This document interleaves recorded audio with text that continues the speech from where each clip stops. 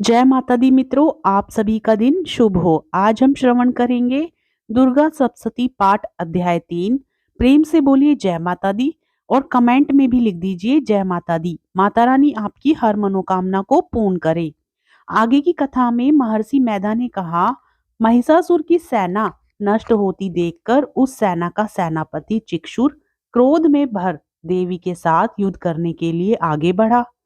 वह देवी पर इस प्रकार बाणों की वर्षा करने लगा मानो सुमेरु पर्वत पानी की धार बरसा रहा हो। इस प्रकार देवी ने अपने बाणों से उसके बाणों को काट डाला तथा उसके घोड़ों व सारथी को मार दिया।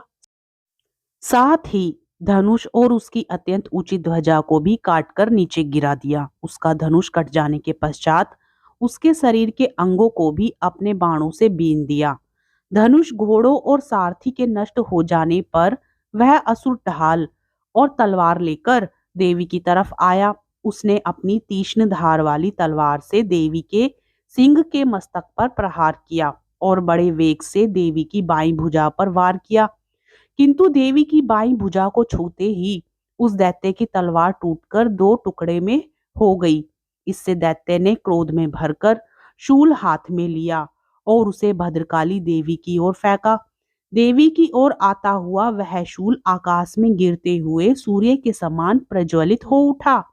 उस शूल को अपनी ओर आते हुए देखकर देवी ने भी शूल छोड़ा और महाअसुर के शूल के 100 टुकड़े कर दिए और साथ ही महाअसुर के प्राण भी हर लिए।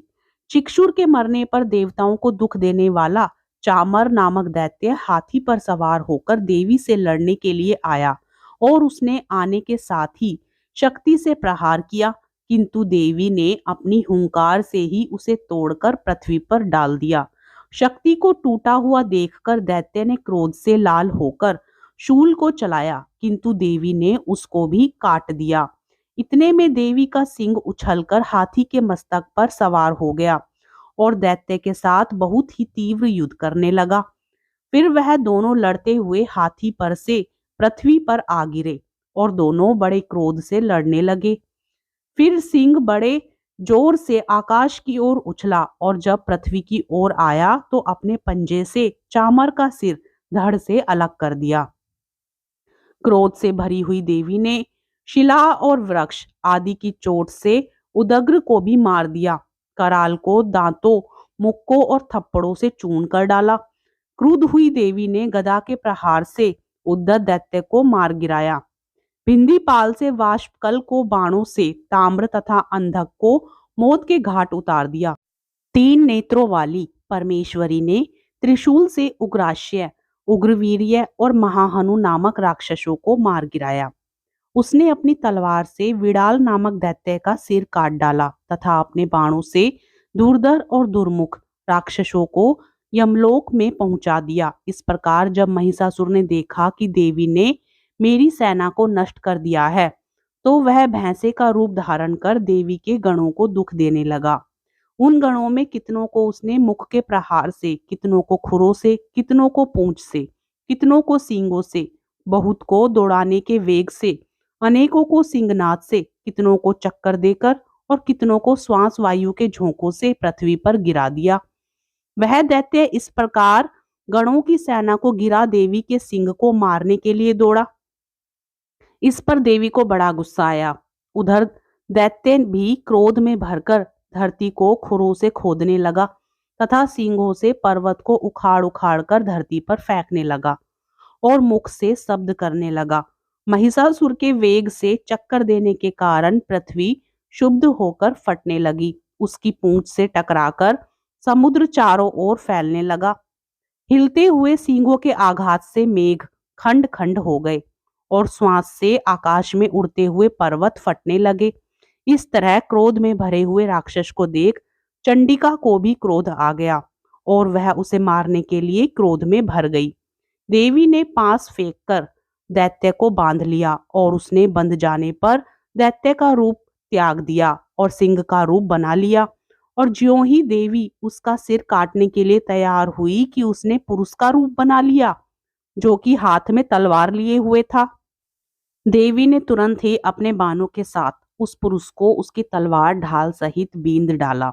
इसके पश्चात वह हाथी के रूप में दिखाई देने लगा और अपनी लंबी सूंड से देवी के सींग को खींचने लगा और गर्जना करने लगा। देवी ने अपनी तलवार से उसकी सूंड काट डाली।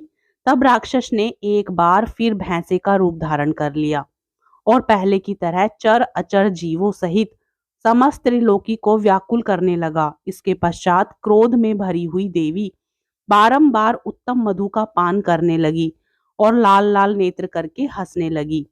उधर बल वीर्य तथा मद से क्रुद्ध हुआ दैत्य भी गरजने लगा। अपने सींगों से देवी पर पर्वतों को फेंकने लगा। देवी अपने बाणों से उसके फेंके हुए पर्वतों को चूर्ण करती हुई बोली, ओ मूढ़, जब तक मैं मधुपान कर रही हूं तब तू गरज ले और इसके पश्चात मेरे हाथों तेरी मृत्यु हो जाने पर देवता गरजेंगे। महर्षि मैदा ने कहा। यूं कहकर देवी उछलकर उस दैत्य पर जा चढ़ी और उसको अपने पैर से दबाकर शूल से उसके गले पर आघात किया। देवी के पैर से दबने पर भी दैत्य अपने दूसरे रूप से अपने मुख से बाहर होने लगा। अभी वह आधा ही बाहर निकला था कि देवी ने अपने प्रभाव से उसे रोक दिया। जब वह आधा निकला हुआ दैत्य युद्ध करने लगा तो देवी ने अपनी तलवार से उसका सिर काट दिया। इसके पश्चात सारी राक्षस सेना हाहाकार करती हुई वहां से भाग खड़ी हुई और सब देवता अत्यंत प्रसन्न हुए तथा ऋषियों महर्षियों सहित देवी की स्तुति करने लगे। गंधर्वराज गान करने तथा अप्सराएं नृत्य करने लगी। इस प्रकार दुर्गा सप्तशती पाठ अध्याय 3 संपूर्ण होता है। प्रेम से बोलिए जय माता दी। कथा पसंद आए तो वीडियो को लाइक करें, ज्यादा से ज्यादा शेयर करें और चैनल को सब्सक्राइब करें। जय माता दी।